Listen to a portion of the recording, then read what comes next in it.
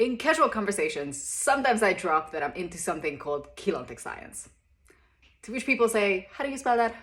Keylontic Science, KS. Also called morphogenetic physics, or a couple other names, but my preference is Keylontic Science. Obviously, the follow-up question is, what is that? I developed a shorthand for it, so my answer is it's 15-dimensional ultra-subatomic resonance mechanics. That is intimidating enough that a lot of people just don't ask follow-up questions. It's like, okay, nerd shit, fine. I used to say 15-dimensional ultra-subatomic particle physics, but because of the physics part, it sounds like that I'm solving mathematical equations, which I don't do and I couldn't do for the life of me. Mechanics is a similar relationship that you would have between quantum physics and quantum mechanics. It is similar. It is technically the same thing, but mechanics sounds like I'm a bit more on the engineering side and a lot less on the mathematician side. I'm none of which.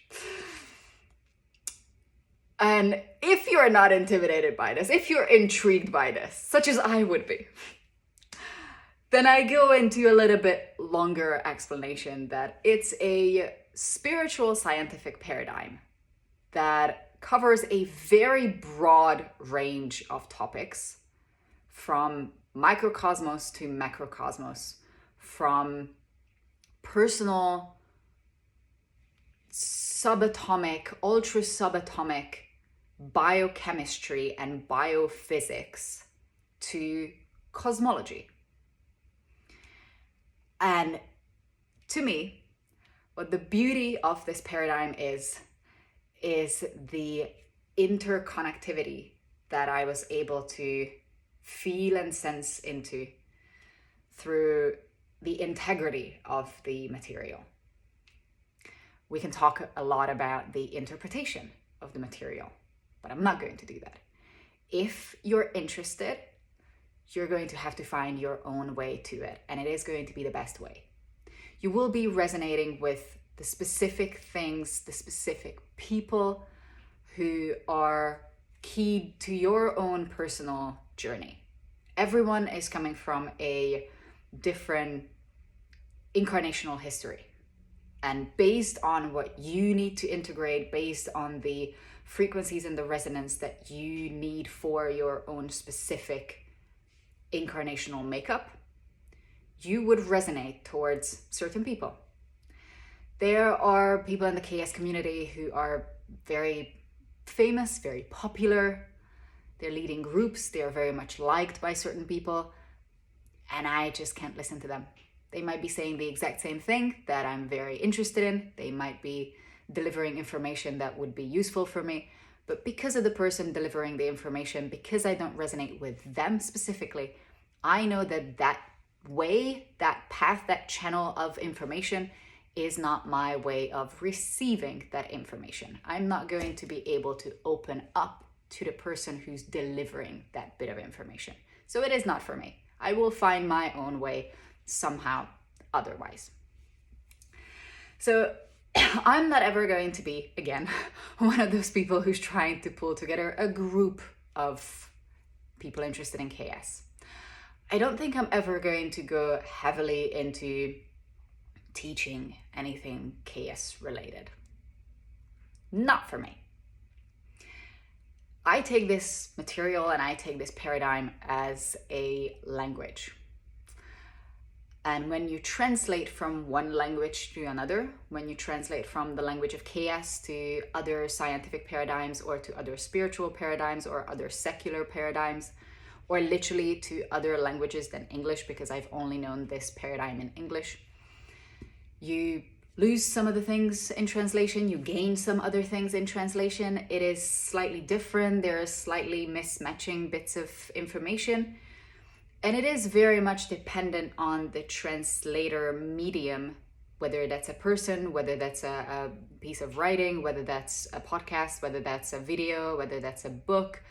It very much depends on the medium that translates it, how well the communication is happening between transmitter and receiver.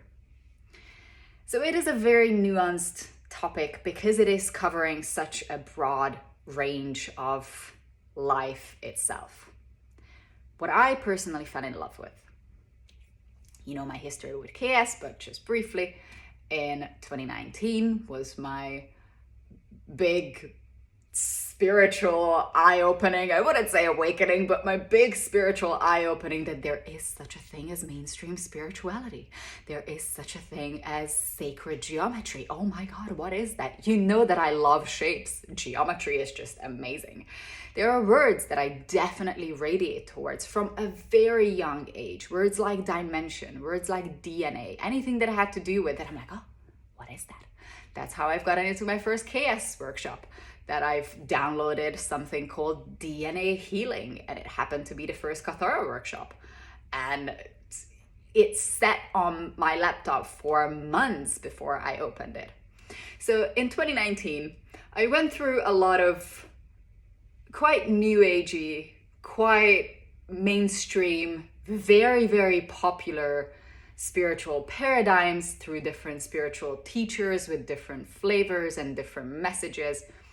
And I very much resonated with some of them, and I took little bits from others. I was just interested in stuff that was new, and somehow it like tickled little bones in me that were like, oh, I haven't heard about this. This is interesting. This is something that speaks to me. I think one of those first ones was the word starseed. That like, oh my God, the concept of starseed. What is it? This is amazing. And then KS hit. April 2020, I watched the first Kathara workshop, and I had this experience with it where I'm like, I don't quite understand what this lady is talking about. And the video and sound quality of this recording is so piss poor. But for some reason, it is like listening to a different language, and there is a part of me that automatically translates this language. I just get what she's talking about, even though I don't quite understand the words that she's using. And immediately I was like, I watched something like 9 hours of the first Kathara workshop in a day. And ever since, I watched hundreds of hours of workshops, and I still return to the material every now and then. I have bouts of really going deep in for a few months and then dipping out. So 15-dimensional ultra-subatomic particle physics, resonance mechanics. The thing that speaks to me the most about KS is that it explains how pure consciousness, pure source consciousness is translated into sound resonance, light resonance, and then how that light energy is transmuted into matter energy. It puts words and a structure to the literal manifestation and materialization of matter. And it has nothing to do with the law of attraction. It has nothing to do with a lot of manifestation courses out there, but it explains how manifestation and then materialization happens. It is a theory. I treat it as a theory. I treat it as this is the best, most aligned, most coherent paradigm of information that I've ever come across. And it feels better to me than anything that I've tried before. I treat it as a theory that if at any point I'm going to come across something that is conflicting it or contradicting it, I'm going to question it. And I'm going to look at both sides, and I'm going to decide based on my own incarnational history what is the best thing for me to take and what is for me to discard. And I encourage you to do the same. There are many people in the KS community for some reason who had the same emotional journey of falling absolutely in love with the material instantly falling out of love with everything else that they were doing before.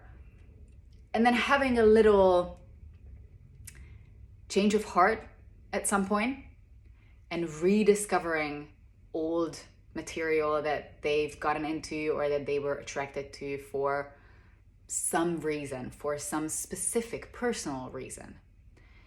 And when you go to thesis, antithesis, and then the synthesis, at the synthesis part, you would merge your old self, your new self, the stuff that is personally speaking to you, the stuff that you are personally discovering, the stuff that you are personally uncovering based on your KS knowledge or your KS language. And that's where we are with a lot of my friends who have a KS background. That's where I'm at right now, that I found certain avenues within the material that are personally speaking to me. And I didn't quite find that specific enough or detailed enough. And those are the details that I'm uncovering for myself. So I will have my own personal interpretation of the material itself. And everything that I'm talking about is filtered through that language. It's filtered through that understanding. I don't necessarily use a weird and nerdy language that some of the KS people are using, because I don't quite like alienating people with that. If you're not from a KS background, it does sound quite intimidating when some people are using a jargon-like language. And I don't like that. I don't want that. I don't want to intimidate people with that. So I've chosen to use words that are close enough, or that are resonating for me, or that are speaking to me. And they can also speak to people who have nothing to do with KS or who have never heard about it.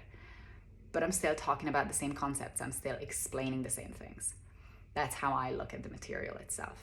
So everything that I'm saying here, everything that I ever will talk about, will always have the bedrock of KS as the foundation for my understanding of what source energy is, what consciousness is, where the beginning of life is, how is eternity different from infinity, what the purpose and meaning of all of this is, where we are, what we are.